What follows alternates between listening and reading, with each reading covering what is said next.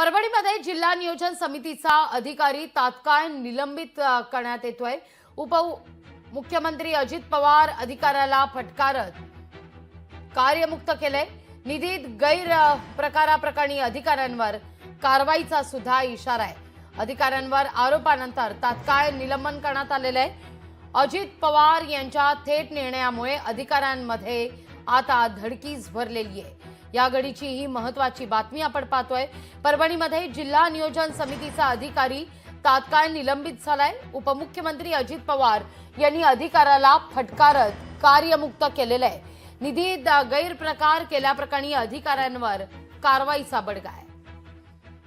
आता DPC short form केलेला आहे, परंतु आता तो आम्ही दिलेला आहे। त्या निधीच्या संदर्भामध्ये मला प्रत्येक गोष्ट व्यवस्थितपणे झाली पाहिजे।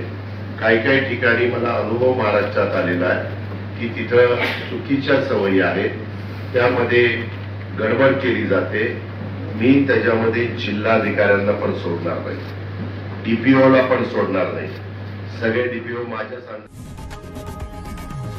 लोकशाही मराठी ऐका, पहा, जागरूक रहा।